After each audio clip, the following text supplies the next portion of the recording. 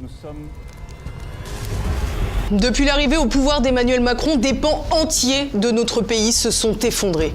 La crise du Covid-19 signera la fin d'un mandat catastrophique avec une situation sanitaire et économique calamiteuse. Cette période marque également l'avènement du mensonge et de la manipulation. Les fameux termes de fake news, de complot fleurissent pour qualifier ceux qui ne veulent pas se résoudre au lavage de cerveau. Face à cela, TV Liberté a mis un point d'honneur à donner la parole à ceux qui ne l'avaient pas ailleurs. Nous sommes même parvenus parfois à contraindre certains médias du système à recevoir nos invités. TV Liberté a gagné des batailles, mais nous avons aussi payé cash notre engagement pour la vérité. Nos vidéos ont été censurées par les géants du numérique, notre chaîne a été suspendue à plusieurs reprises. Ils veulent tuer le messager. Tuer le messager parce qu'ils ne peuvent plus rien contre le message. Les mensonges du pouvoir médiatique et politique sautent de plus en plus aux yeux. De plus en plus de Français comprennent la manipulation permanente des chiffres, du discours dominant, des opérations de communication. Ils redoublent d'autoritarisme parce qu'ils sont aux abois. Et l'année qui s'annonce sera crucial. L'échéance électorale présidentielle va donner lieu à un exercice de propagande du système encore plus puissant, renforcé par la gestion du Covid-19. Plus que jamais, le rôle de TV Liberté sera essentiel. Alors il ne faut pas se leurrer, ils feront tout pour nous mettre des bâtons dans les roues, pour tuer le messager. Mais à l'attaque, il nous faut répliquer, résister. Faites un don à TV Liberté. TV Liberté n'appartient pas à un apparatchik ou un financier proche du pouvoir. TV Liberté n'a pas de publicité. TV Liberté n'a qu'un seul soutien, vous. Alors, je compte sur vous.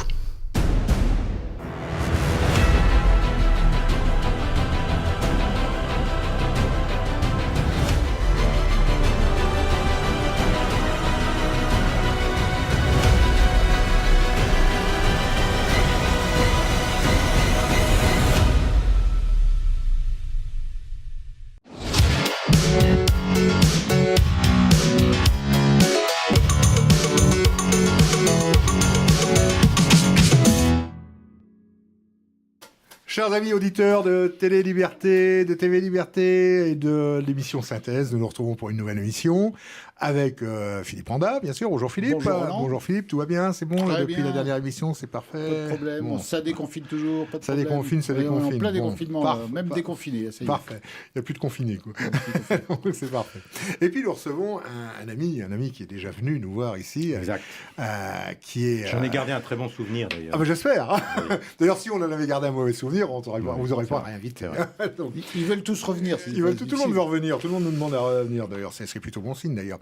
Et c'est surtout quelqu'un qui est impliqué dans une belle aventure et une belle réalisation. C'est évidemment le quotidien présent que la plupart d'entre vous connaissent. Le quotidien présent qui existe. Philippe Randa me faisait remarquer l'autre jour, il paraît depuis plus longtemps que l'Action française, oui, au début du siècle, a apparu. C'est-à-dire l'Action française en tant que quotidien est parue de 1908, oui c'est ça, avant c'était les Cahiers Gris, 44. Avant, et jusqu'en 44, et présent, existe depuis décembre 81. Oui, c'est ça à peu près. Ouais. Je crois qu'il y a eu plusieurs numéros 0, et après il y a eu un numéro 1. Alors,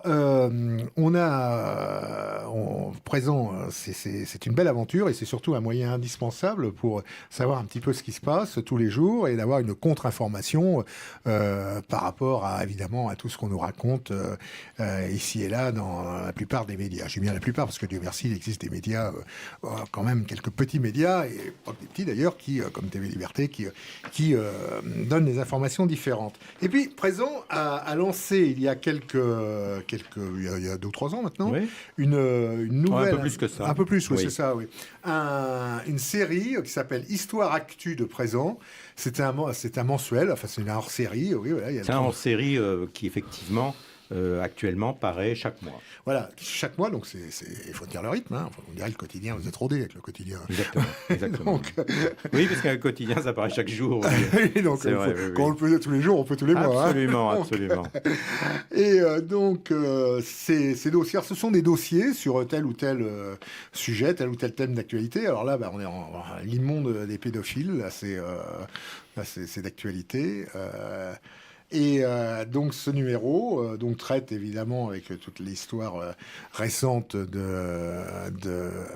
d'Olivier Duhamel, dont on a beaucoup parlé, évidemment. Voilà, et du coup, tous ces donneurs de leçons qui se retrouvent. Et on revient sur l'origine de ces campagnes pour la légalisation de la pédophilie qui se sont déroulées à partir du début des années 70, du début des années 1970, dont le fer de lance a été le quotidien Libération, Charlie Hebdo également, Le Guêpier, mais qui était un journal homosexuel, mais extrêmement tourné vers la pédophilie, et puis Le Monde.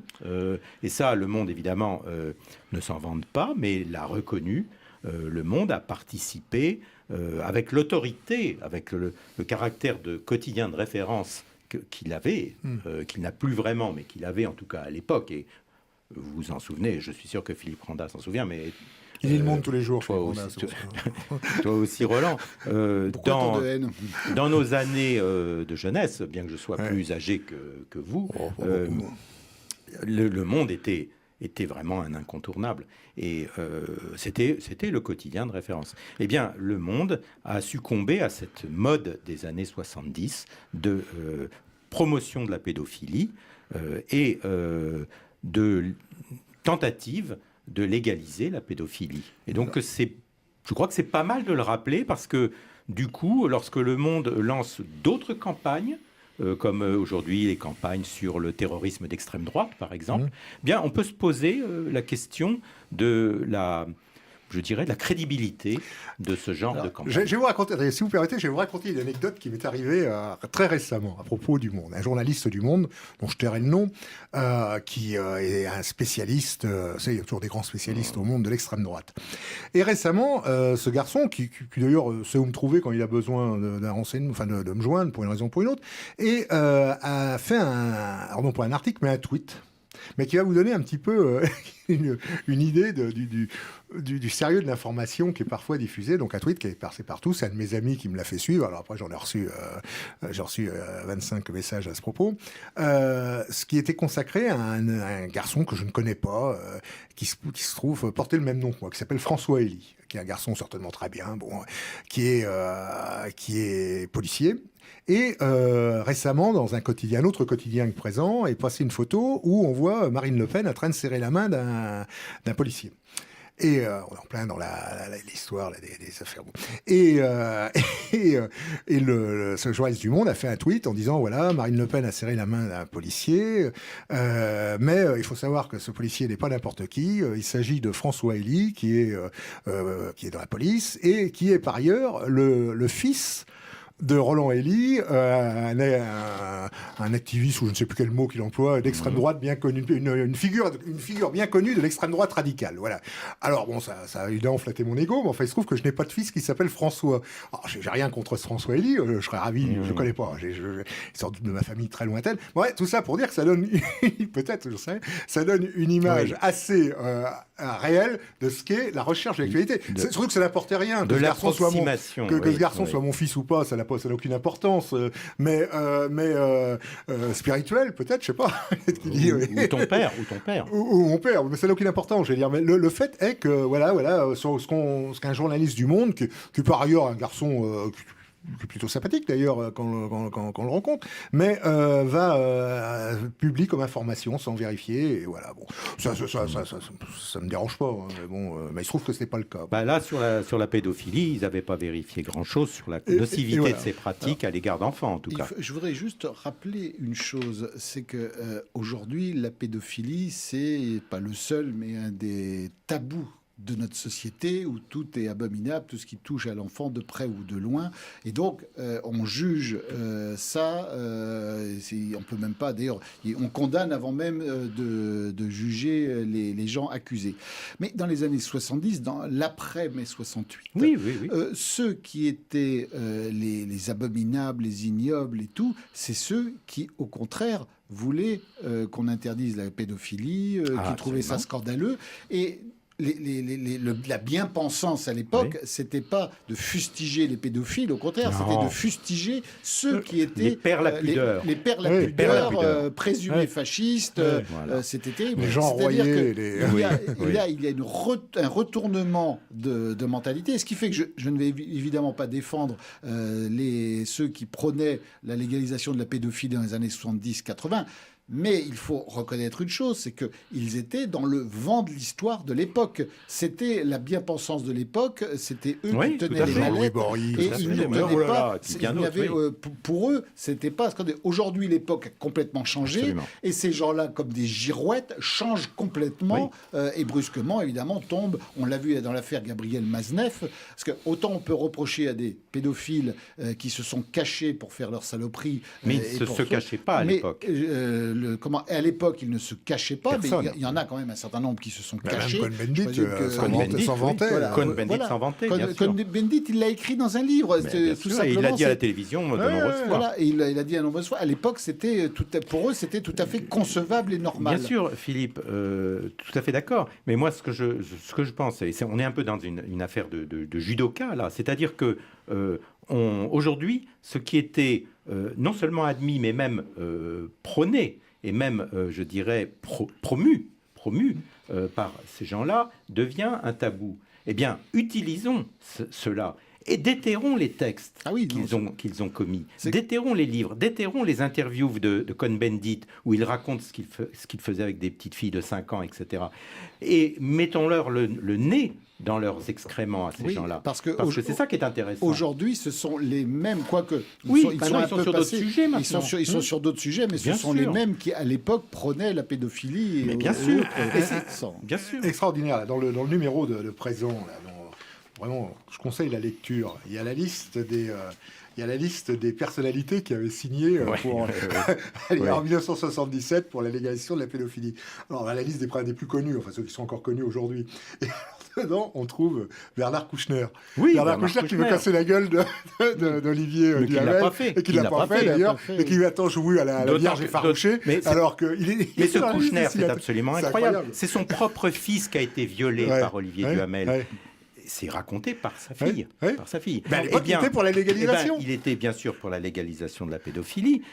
Il n'a pas cassé la gueule d'Olivier Duhamel. Et il était membre du club du siècle, présidé par l'agresseur de son fils. Et il n'y trouvait finalement pas tellement à redire. On peut noter quand même dans les noms des pétitionnaires des campagnes pédophiles du monde en 77, vous avez noté quand même Françoise Dolto pour la légalisation de la pédophilie 22-23 mai 1977. Françoise Dolto, dont aujourd'hui, quand on veut parler des enfants, on cite toujours Françoise Dolto. Laïque, Voilà, mais à l'époque, elle considérait que la pédophilie, visiblement, était une chose tout à fait convenable. Où je te rejoins. La mode a changé, je dirais. Mais c'était une mode qui ne reposait pas sur des critères objectifs, c'est-à-dire le caractère nocif pour des enfants, éventuellement. Il reposait sur une vague notion libertaire et anarchiste développée par les bien-pensants de l'époque. Voilà. Et en fait, ceux qui sont tombés, entre guillemets, comme Olivier Duhamel ou autre, ou Gabriel Maznev, qui maintenant est pourchassé pour ce qu'il a écrit et dit, toujours ouvertement et dont il s'est jamais caché, la seule chose, c'est que ce sont les survivants sur lesquels on tombe. Parce que tous les autres, je vois dans la longue liste que vous citez... Aragon est mort. Aragon est mort, Sartre est mort, énormément, Glucksmann aussi. Simone de Beauvoir aussi. Voilà. En fait, c'est parce que c'est les derniers survivants qui se font... oui, mais même dans cette affaire Maznev, quand on regarde le sort qui est fait à Maznev et le sort qui est fait à Cohn-Bendit, il devrait pour le moins subir le même ostracisme. Or là, on a juste l'ostracisme pour Maznev. Cohn-Bendit continue à s'exprimer, peut être interviewé dans des magazines, etc., alors qu'il a révélé les horreurs commises. Alors il dit, oui, mais j'ai fait ça pour choquer le bourgeois. Mais c'est facile. C'est facile. Il admet quand même qu'une petite fille lui a mis la main dans la culotte et l'a tripoté, qu'il a trouvé ça très agréable. Effectivement, si ça doit choquer le bourgeois, ce genre de choses, il y a plein de choses qui peuvent choquer, il faut savoir aussi, même des gens qui ne sont pas bourgeois. Il faut savoir aussi que Cohn-Bendit a été viré du mouvement écologiste allemand à cause de ses mœurs. Et ça, on n'en parle pas non plus. Cohn-Bendit, il fait partie comme comme Simone Veil sur l'avortement, comme il fait partie de figures historiques comme je sais pas qui, Gambetta, des gens comme ça. On ne peut pas les on peut critiquer beaucoup de gens, on peut accuser beaucoup de gens, mais il y a quelques figures comme ça qui sont des figures tutélaires, qui sont des figures intouchables, parce que par ailleurs, ils ont été tellement formidables que leurs petits travers ne doivent pas ruiner leur réputation et leur image. Tout ça, c'est un petit peu aussi les queues de comète du poste 68 heures, des postes 68 heures qui sont... La queue de Cohn-Bendit, on s'en serait bien passé. Oui, c'est vrai. Non, je veux dire, le mot était peut-être pas le bon, mais enfin, quoi qu'il en soit, je veux dire, tout ça, ça sent aussi une intelligentsia qui s'accroche à ses prébendes et ça sent aussi ces turpitudes. Ça sent aussi une nouvelle génération de gauchistes qui virent la génération présente. Il tue le père, si je puis dire. Tous ces antispécistes, tous ces genrés, tous ces adeptes de la l'écriture inclusive, etc. Tous ces gens-là sont en train de créer une nouvelle forme de gauchisme, qui est un gauchisme de la... je ne sais pas comment on peut la qualifier. C'est le gauchisme, mais elle est très différente du marxisme-léninisme de notre jeunesse. On en est tout à fait loin, mais on dirait déjà à l'époque, c'est le gauchisme inspiré des campus américains, où en fait une sorte d'autodestruction, d'autoflagellation, entre guillemets moralité, qu'il retrouve et qu'il retourne contre ceux qui ont fait qui ont mis à bout toute la morale d'avant. Mais en fait tout il ça, substitue une nouvelle morale, morale islamiste, morale je ne sais pas quoi, antiracisme. Et donc on voit d'ailleurs avec les nouvelles féministes qui s'en prennent à toutes les figures historiques de la lutte des femmes et de l'émancipation des femmes, et qui ne sont pas du tout en odeur de sainteté. Absolument. Petite question, Francis Bergeron, vous aviez sorti avant La gauche pédocriminelle, les porcs et les ogres du camp du bien, l'immonde des pédophiles ensuite. Jamais de procès, personne. Rien. On a simplement changé la couverture de l'immonde des pédophiles. Moi, je voulais titrer Le monde des pédophiles comme il existait, le monde des philatélistes. Je voulais faire le monde des pédophiles avec la même forme d'écriture. On m'a conseillé de mettre l'immonde pour éviter que le monde puisse nous faire un procès. Non, il avait déposé en fait le titre dans les années 70.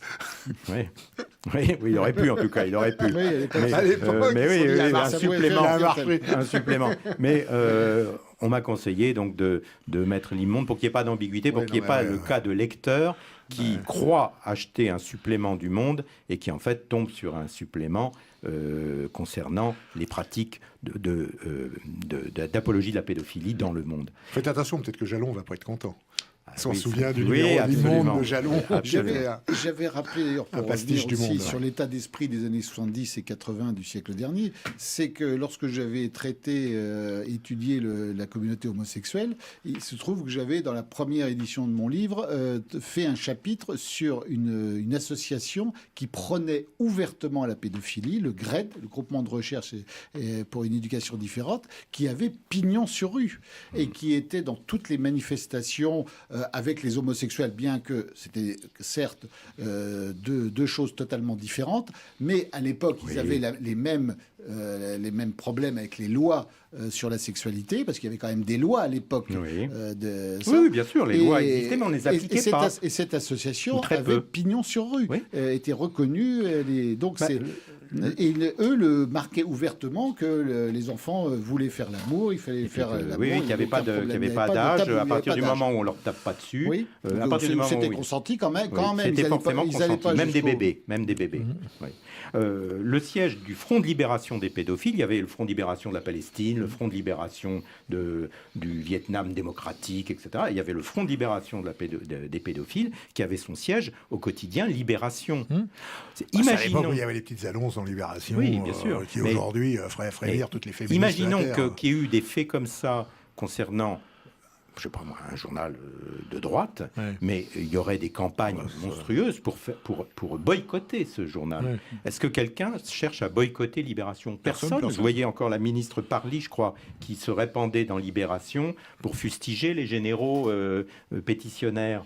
il n'y a pas de scrupule à écrire dans Libération, qui quand même a été à l'avant-garde de ces pratiques, et comme à l'avant-garde d'ailleurs de l'apologie des Khmers rouges, etc. Donc, et ces gens se sont toujours trompés, de toute façon, ils sont trompés sur tout, et aujourd'hui, mais moi, on continue à les écouter comme si c'était... Non, bravo pour ce sang-froid, mais moi, j'arrive pas à rester stoïque et blasé par rapport à ces monstruosités. J'ai envie de leur rentrer dedans sur la pédophilie, j'ai envie de leur rentrer dedans évidemment sur le communisme, et c'est pour ça qu'on a sorti l'inhumanité, les 100 ans de l'humanité, avec ce numéro sur l'inhumanité. Là, on a eu la chance d'avoir des communistes qui l'ont acheté par erreur. Ça fait toujours plaisir, parce qu'après... Et vous en demandez de le rembourser. Après, ils nous ont écrit des lettres d'injures, mais ils se sont fait berner par le titre, et ils ont vu Staline en couverture, et ils se sont dit « Ah, enfin on revient aux fondamentaux. On rend justice au grand homme. On rend justice au grand homme. C'est quand même autre chose que Napoléon. Et donc, on a d'autres thèmes comme ça. Celui qui va paraître en juin est consacré au squat, au scandale des squats, aux squatteurs. C'est quand même des affaires absolument incroyables que ces Français, en général des personnes âgées, parce qu'elles sont évidemment beaucoup moins aptes à se défendre par rapport soit à des bandes de genre Black Bloc, qui s'installent, c'est-à-dire des gens d'extrême gauche qui squattent une maison parce que, par exemple, la personne a été hospitalisée pendant un certain temps, ou alors pour loger des migrants clandestins. Des gens qui, comme ils sont clandestins, évidemment, ils ne peuvent pas louer d'appartements, de maisons, etc. Eh bien, on va prendre des maisons soi-disant inoccupées, en général donc des maisons qui appartiennent à des personnes âgées, qui sont momentanément absentes, et on les occupe, on les pille, on vole. Alors, ce qui est très, excusez-moi Philippe, ce qui est très intéressant, là, je vais juste rebondir sur ce que vient de dire Francis Bergeron, ce qui est très intéressant, c'est de voir que ces faits, qui ne sont pas vraiment nouveaux, il y en a eu depuis des années et des années,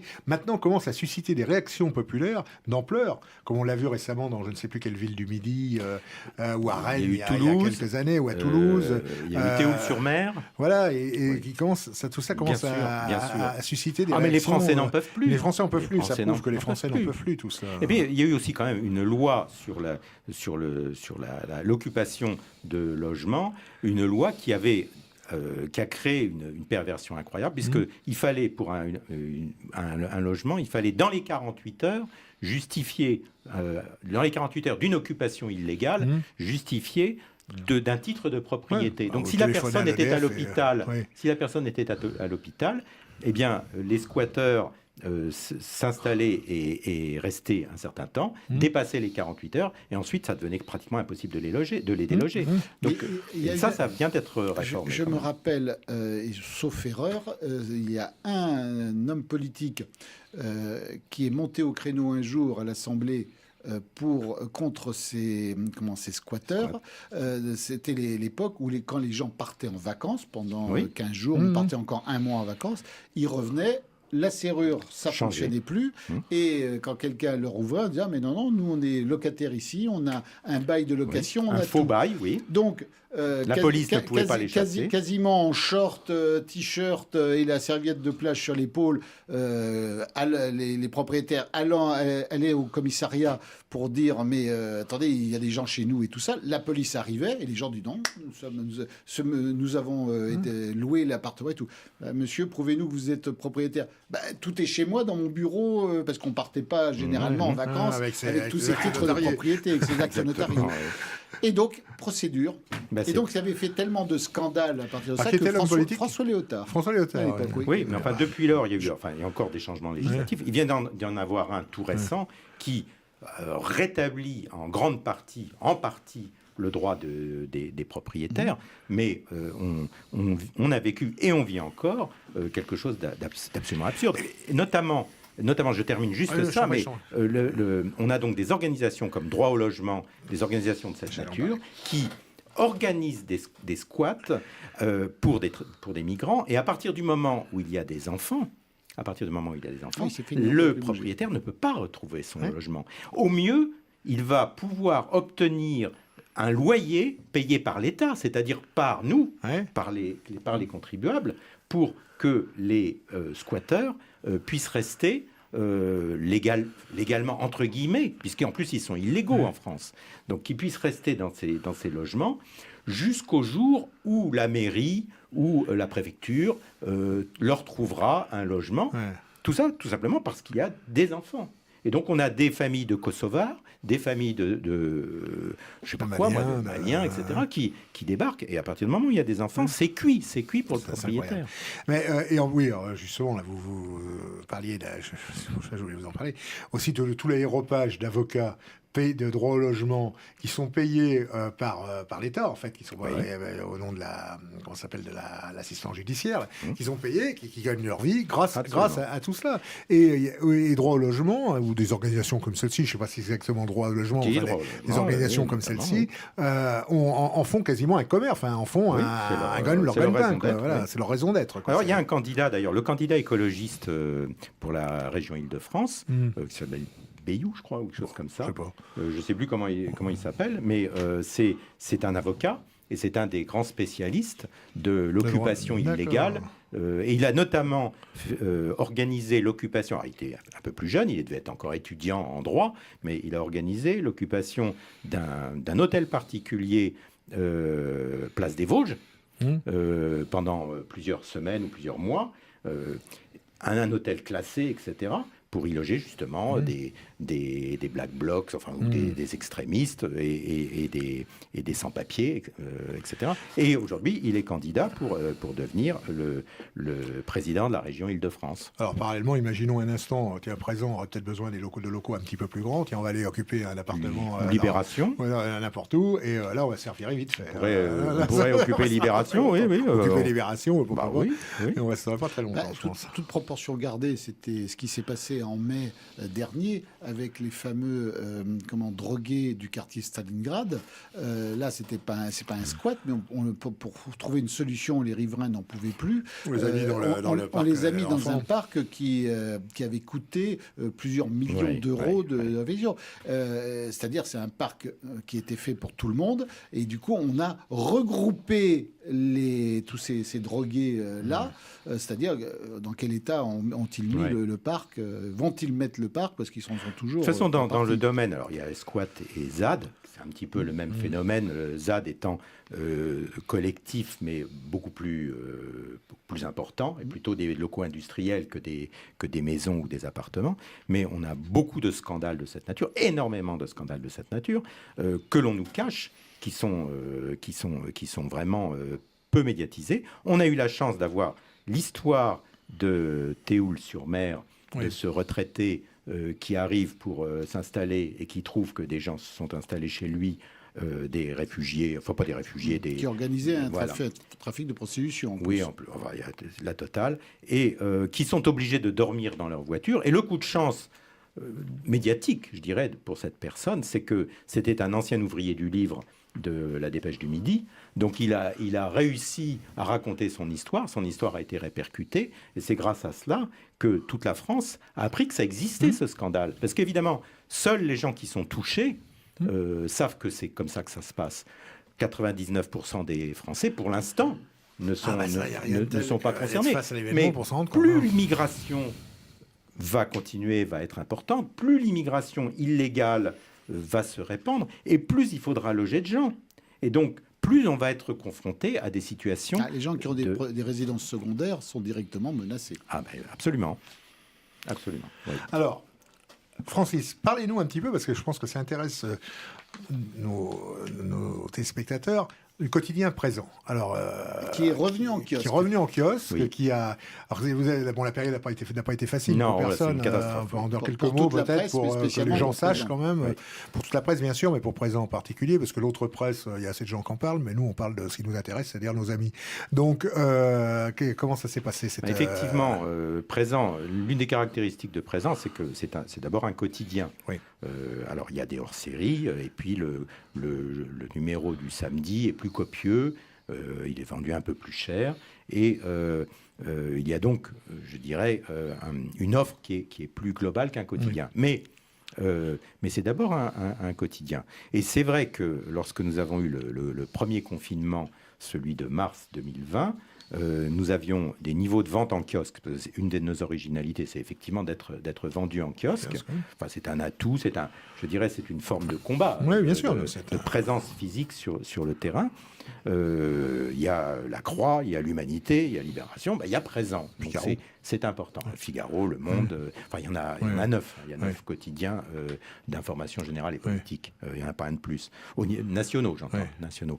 Donc, nous étions en kiosque, mais quand j'ai vu tout d'un coup la chute des ventes en kiosque de Présent, et notamment la chute des numéros du mardi au vendredi, effectivement, nous avons décidé de suspendre la vente en kiosque pendant le premier confinement. Il faut dire qu'en plus, tous les kiosques étaient fermés. Alors, oui, et je dirais qu'ils sont restés fermés pour certains d'entre eux jusqu'au 19 mai 2021. Et je les comprends, parce qu'ils vendaient plus de petites tours Eiffel. Je pense aux kiosquiers parisiens, qu'on connaît très bien, parce qu'il y a beaucoup de sympathisants de nos idées parmi ces kiosquiers. Les Présents et les autres journaux nationaux sont affichés, d'ailleurs.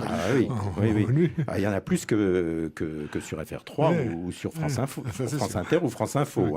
Donc les kiosquiers nous disaient, il n'y a plus de touristes, on ne vend plus de tour Eiffel. Les gens ne sortent plus de chez eux, donc ils n'achètent plus de journaux. Nous, on ferme, et puis on va demander les subventions. C'est ce qu'ils ont fait, ils ont eu raison.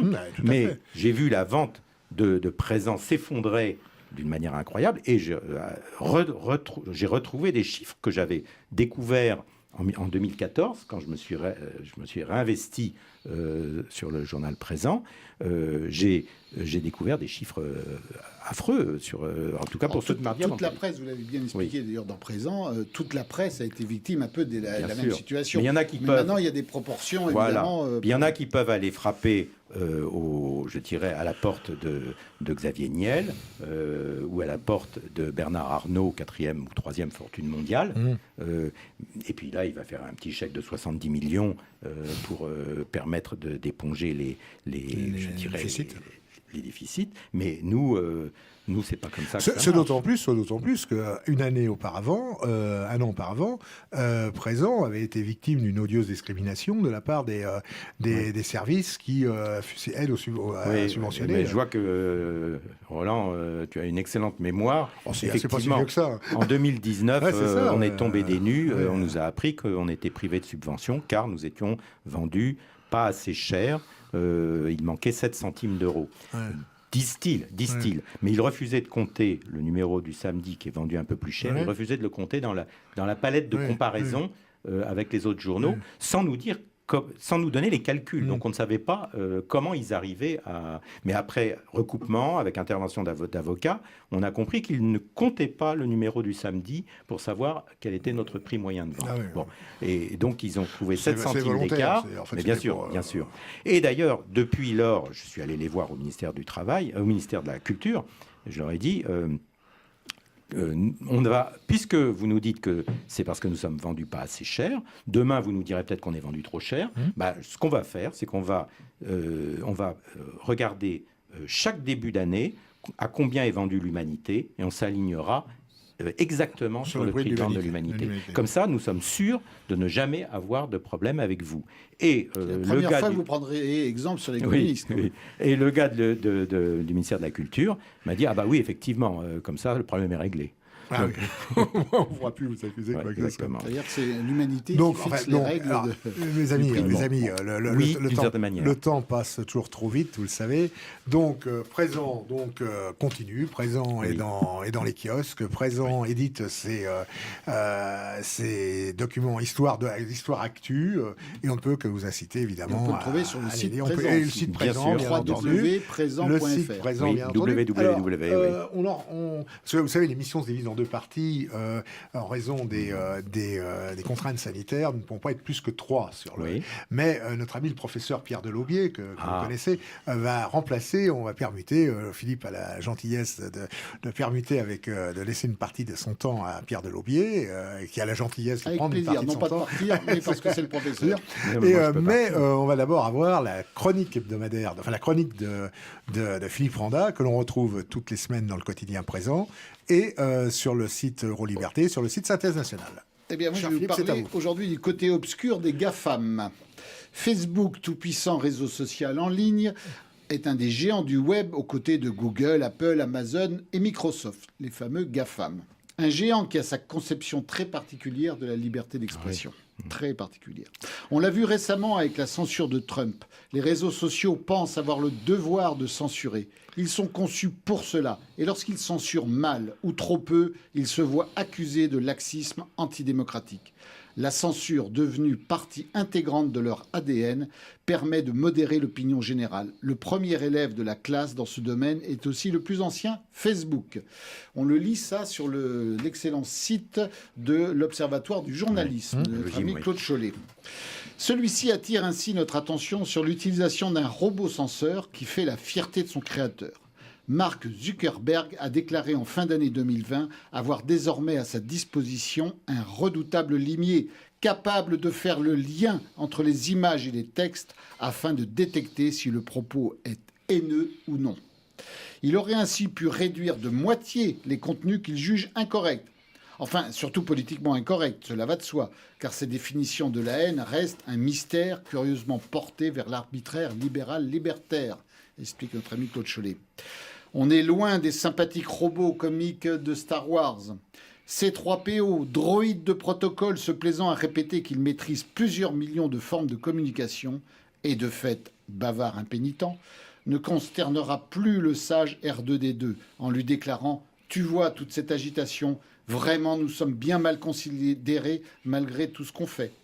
Mark Zuckerberg, lui, n'hésite pas à communiquer comme il se doit sur le si redoutable et si détestable efficacité de son droïde d'intolérance.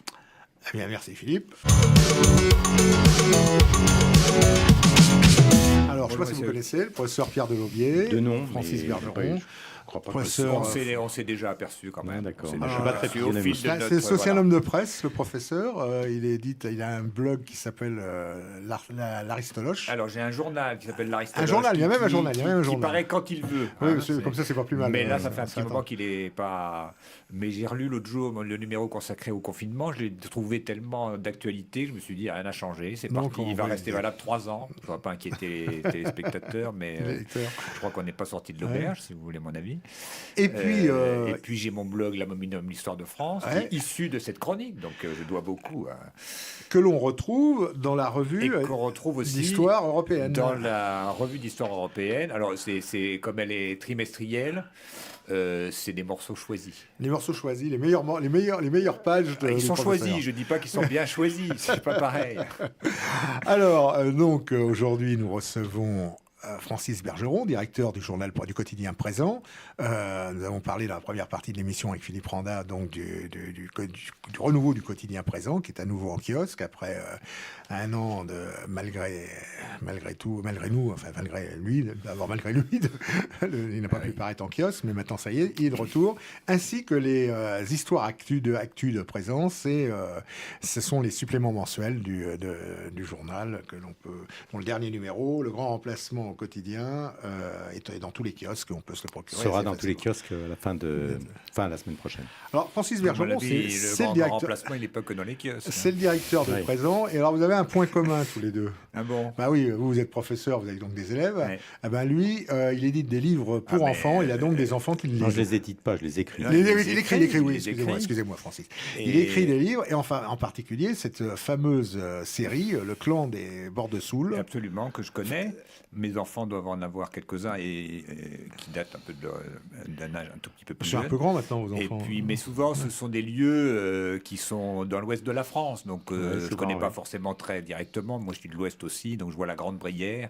C'est le Évidemment, dernier, oui. Ça vous parle. Ça me parle. Ça me parle. Plus Comment ça vous est que venu, les cette cyprès idée et les cigales, Comment qui ça sont vous très est- bien aussi. Comment ça vous Oui, est oui. venu, Francis, cette idée? Peut-être en quelques mots résumé. Oui, bah, vous très- êtes, très- vous êtes Très simplement, un militant de la oui. cause nationale. Vous avez On peut le été dire.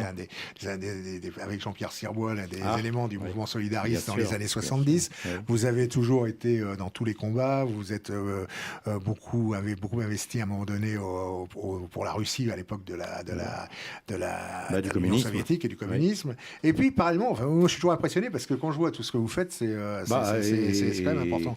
Et synthèse oui. et toutes les productions et tous les bouquins, c'est incroyable. C'est vrai, mais justement, je parle en connaissance de cause. Donc, cette série...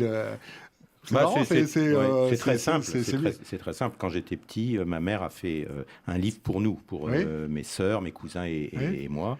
Et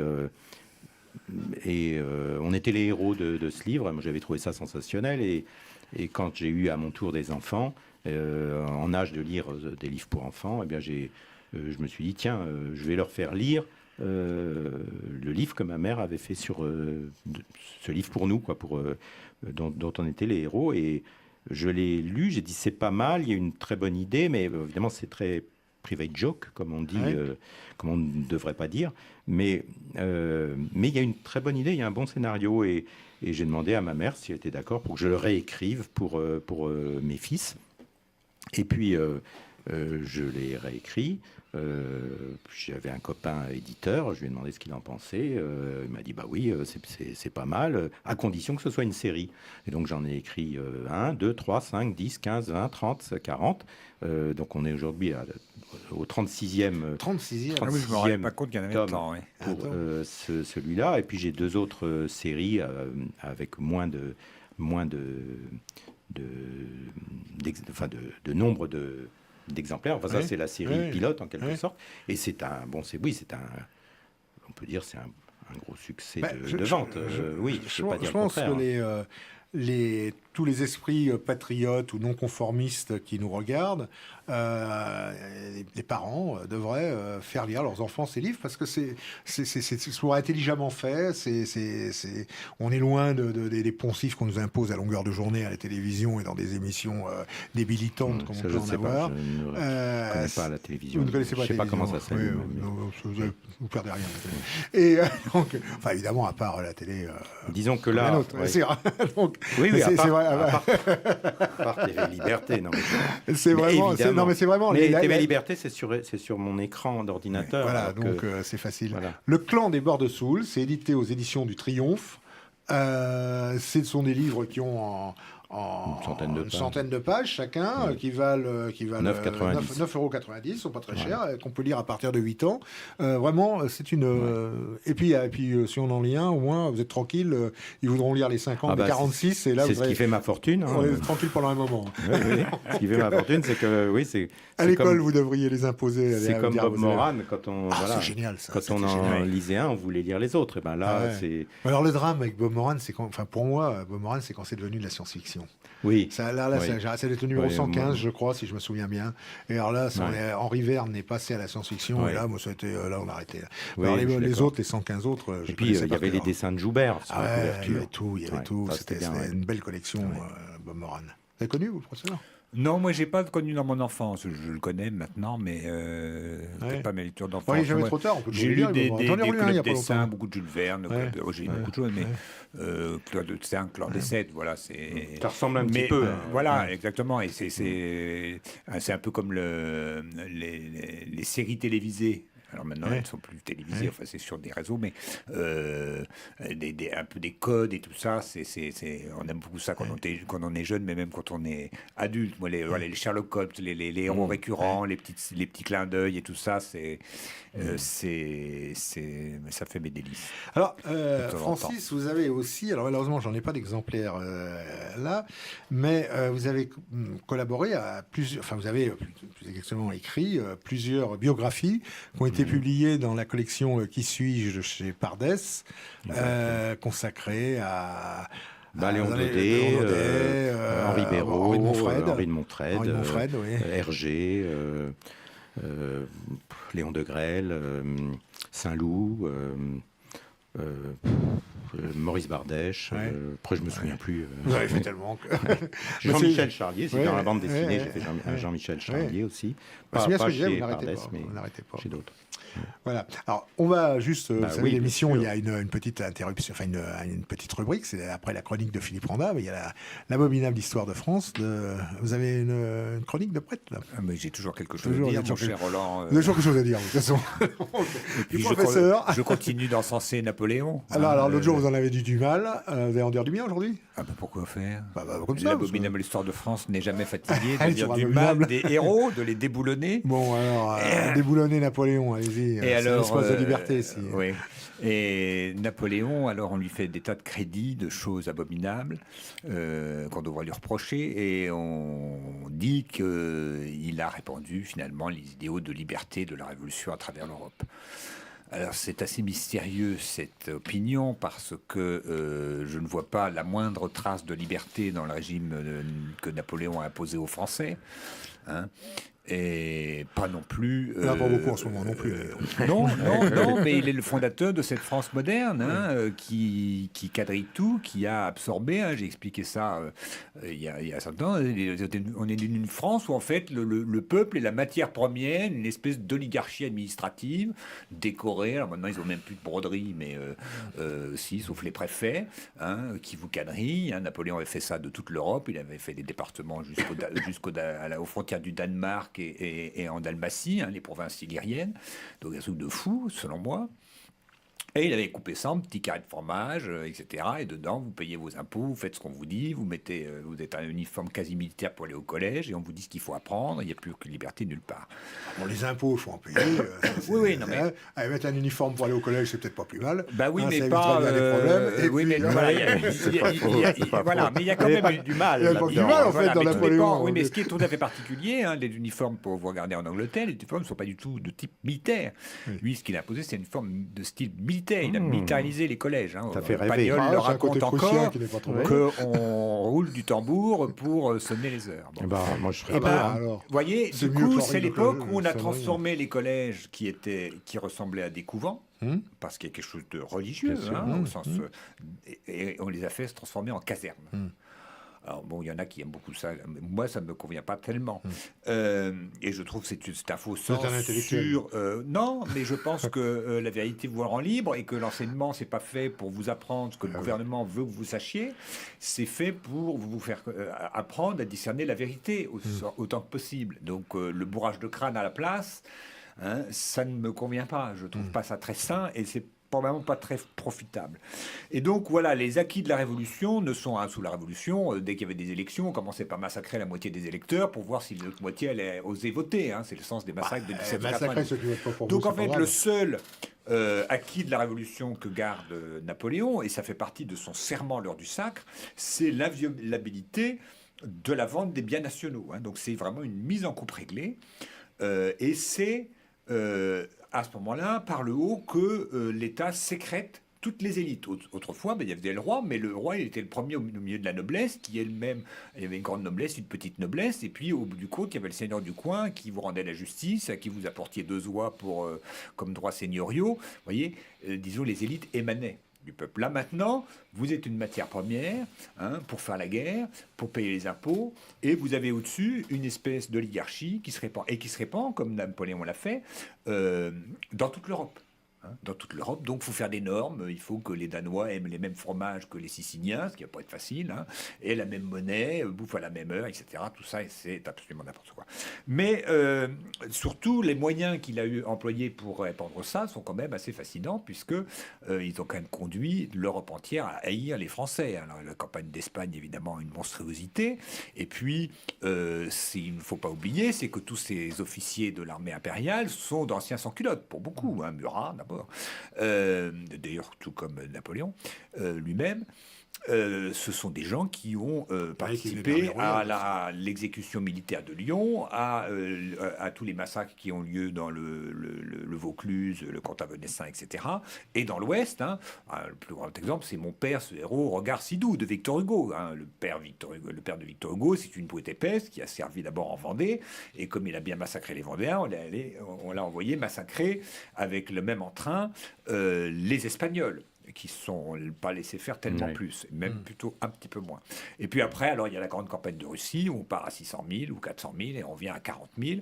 Alors ce qui était quand même sympathique dans la campagne de Russie, c'est le retour, si vous voulez, parce qu'il faisait très très froid et les Cosaques, quand vous habitez dans une steppe battue par les vents, les distractions sont rares. Vous ne regardez pas la télévision, mais quand on est dans une steppe, finalement, on espère qu'on va l'inventer. Et donc, quand vous avez quand même une guerre, vous allez attraper quelques Français qui ont froid, du coup, pour les réchauffer, ils les mettaient dans des grandes marmites, etc. Ça les faisait beaucoup rire. Et pour voir si ça les réchauffait. Hein, il ne faut pas oublier que donc, dans ces guerres, ça a été évidemment une saignée extraordinaire sur la population. Hein. À la fin du règne, il y a 100 000 réfractaires qui errent dans les bois, dont le futur saint Jean-Marie Vianney, qui est réfractaire au service militaire et se cache dans les bois. Donc ça fait quand même, vous voyez, un certain désastre. Et donc, surtout, j'en ai déjà parlé un peu la dernière fois, si vous voulez, avant la Révolution, finalement, vous allez dans tous les palais des souverains d'Europe ou dans toutes les grandes villes d'Europe, qu'est-ce que vous voyez au milieu des places? La statue d'Hercule, de Mars, de Vénus, de Diane et de tout le tremblement. Voilà. Alors, quand c'est Diane, c'est joli. Quand c'est Hercule, c'est joli aussi. Et puis, vous allez au Belvédère de Vienne, c'est partout pareil, hein. Et à partir du 19e siècle, vous voyez, ce réveil des nationalités, il va faire que les pays d'Europe vont ne plus se considérer comme faisant partie d'une espèce de même famille d'héritage gréco-latin, mais comme des pays qui vont aller chercher leurs origines plus loin. Alors on va ressusciter Ambiorix, Thor et Odin, qui étaient complètement oubliés, ou Clovis et Vercingétorix, qui étaient complètement oubliés. Pas un seul Français au cours des siècles ne s'est appelé Vercingétorix. Ils se sont tous appelés César ou Alexandre, ou Marius, hein, ou Pierre, Paul ou Jacques, mais jamais Clovis. Et donc les peuples d'Europe vont se considérer non plus comme les membres d'une grande famille européenne, mais comme des petites entités absolues qui ont leur propre histoire, qui ne peut pas être réduite à l'histoire des autres. On a nos héros, c'est pas celui du voisin, et on se tape dessus. Hein, et du coup, vous avez du pangermanisme, du panslavisme, etc. Et tout ça finit dans la boue des Flandres, d'une part, et puis le style administratif finit dans l'Europe de Bruxelles qui mesure la courbure des concombres en échange d'une petite médaille. Eh bien, merci. Je résume un peu. Hein, mais c'est très original. C'est très original. La vision de l'histoire du professeur. C'est sans doute pas faux. Elle n'est pas fausse. Il y a un peu de vrai, mais bon, je suis un peu moins, personnellement, un peu moins. Oui, mais parce que vous êtes un grand rassembleur. Oui, peut-être. Ça doit être ça. Ça doit être ça. Merci, professeur. Je vous en prie. On vous retrouve dans la prochaine émission. Il n'est pas encore mort. Hein, mais comment expliquez-vous si on a encore 25 secondes. Expliquez-vous là. Parce que vous dites Napoléon a été haï, enfin en Europe, enfin c'est vrai, c'était le monstre, l'ogre. Mais aujourd'hui, il est adulé dans les, alors je sais pas si c'est dans les opinions publiques européennes, mais vous allez en Italie. Oui, alors les Anglais l'ont toujours beaucoup aimé parce qu'ils l'ont battu. Alors, il y a quelque chose de fascinant dans le personnage. J'ai dit qu'en fait, il était plutôt victime de son destin, en fait. Il ne peut pas s'arrêter. Et il est tributaire de la Révolution, et il ne peut pas s'arrêter. Il a envoyé un pays, puis l'autre, etc. Et en fait, on est forcé de revenir au point de départ. Donc, c'est un personnage de Kubrick. Il est prisonnier de son destin, il le voit, il ne peut pas en sortir. Mais c'est un destin tout à fait extraordinaire. Mais je pense aussi qu'on a transformé tout à chacun en petit Napoléon. Rien ne peut faire plus plaisir à quiconque de dire qu'il ressemble à Napoléon. Parce que Napoléon, il est élevé par la charité du roi, quand même. Il doit donner ainsi que ses sœurs, qui sont élevées à Saint-Cyr. Il devient un partisan de Robespierre, il trahit le roi, il reste l'arme au pied toute la Révolution, et il bafoue la religion dans laquelle il a été baptisé, le roi qu'il a élevé. Et c'est la porte ouverte de Stendhal, voilà, c'est bien ça, Balzac aussi, de ce monde où en fait, pour réussir, pour devenir un, tout est permis. Et chacun se rêve Napoléon et dit finalement, tout est permis. Si Napoléon est arrivé, eh bien, qu'est-ce qui peut m'empêcher, moi aussi, d'accomplir mon destin? On pourrait parler très longuement. C'est passionnant. C'est passionnant. On va conclure en disant qu'on prend l'histoire de France dans son ensemble. Voilà. Oui, mais moi, je sais que vous êtes d'accord avec moi là-dessus. Et on va se retrouver pour une prochaine émission. En tout cas, Francis, bon vent à présent. Merci. Et lisez présent. Continuez à lire présent. Achetez-le en kiosque. Abonnez-vous. Le site internet, la chronique de Philippe Randard. Enfin, l'essentiel. Voilà. À très bientôt. Au revoir.